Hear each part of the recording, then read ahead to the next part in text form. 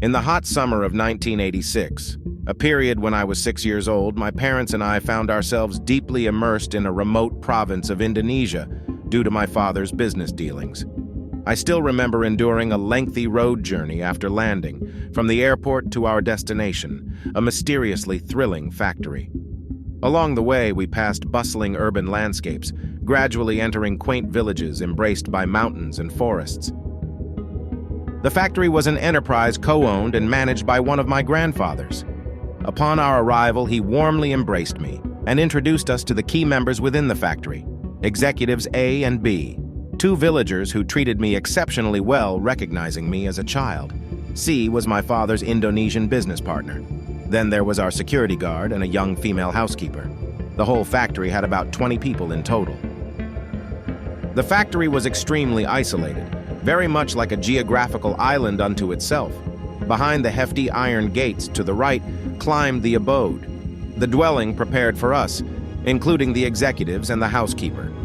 To the left was a peaceful pasture and a cluster of forest, behind which lied the heart of the factory, the production area. The first few weeks of arrival weren't dull at all. Nothing unusual occurred. I spent time with the housekeeper listening to Teresa Teng's songs and religiously going over my Doraemon comic books. Each time I felt the urge to cross the pasture and explore, I was halted by the guards. They gestured that the pasture was filled with dangerous snakes. Consequently, I had to obey and stay in the room with my pet rock. However, tranquility didn't prevail for much long. One night, I was awoken from my dreams by soft groans of pain. The noise came from the opposite side of the forest and was heard by all of us who were still up in the living room. We directed our torchlights toward the source, but no sooner did the beam illuminate the spot than went the noise. This occurred for a week. Though everyone was surprised by such anomaly, as they were just short groans that didn't pose any direct threat, they were gradually overlooked. Yet the situation became severe on the subsequent night. That day, my grandfather fell ill, prompting my father and executives A and B to rush him for medical help in a larger city hospital, leaving the factory nearly desolate with only my mother, C, the housemaid, and the guard. The night was starlit, minus the moonlight. The occasional flashlight flickering distantly from the horizon was heart-chilling. That night, we were all disquieted from profound silence by a sudden blood-curdling scream. That evening was as pitch black as an inkwell. The silence was abruptly broken by a sharp yet brief scream from the depth of the forest, followed by virtually no sound. The noise was so uncommon that our maid woke up in shock, stumbled out, and traipsed to the forest, muttering to herself while I and my mother could only wait, helpless and frightened. After great effort, C managed to guide our maid back, but she was still screaming in panic, shaking all over and mumbling. Then she entered an egoless state, her whole being becoming quiet, as though all fear and confusion had faded. It wasn't until my father and executives A and B returned to the factory that we explained the situation. They were quite worried.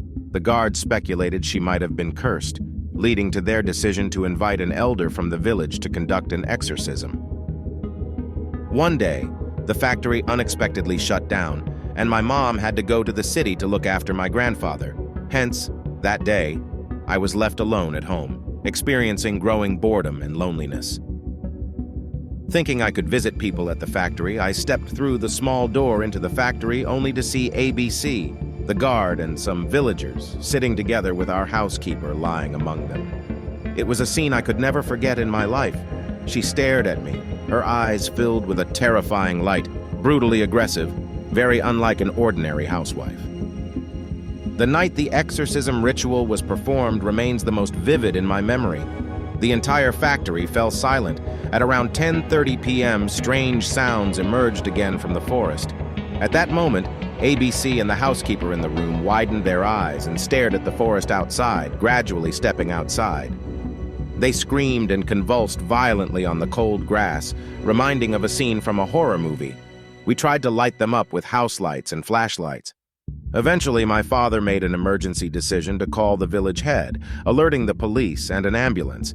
However, due to the remoteness of the location, it took an hour for help to arrive.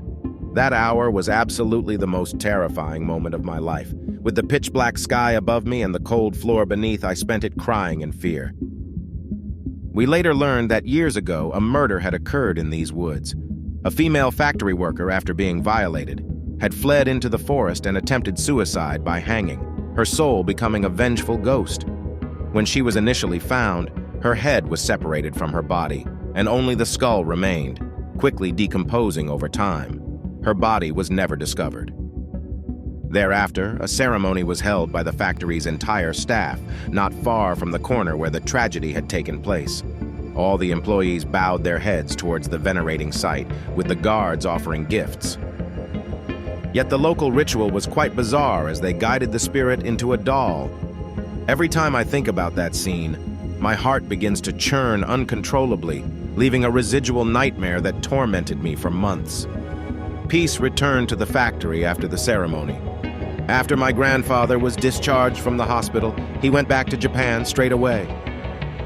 Several days after my grandfather returned to Japan, A revealed to us that the night before my grandfather fell ill, he had seen him wander off into the forest alone.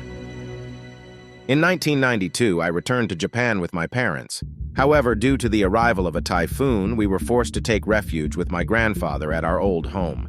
As the old house was uninhabitable due to the typhoon, my grandfather took me to a cabin in the mountains for shelter, while my parents stayed behind to clean up. The mountain was supposed to be filled with insect sounds during summer nights, yet the silence that night was eerily terrifying. In the evening, countless sobbing and children's crying sounded outside. My grandfather explained that these were unfortunate villagers who, unable to find their homes, were drawn to the light from our place. The variety of sounds in this fearful environment made me fall asleep in fear every night. Such nights continued for several days, during which I dreamed of an unfamiliar person calling out to me. By the night we were to descend the mountain, a woman was knocking on the door crying that her brother was dead.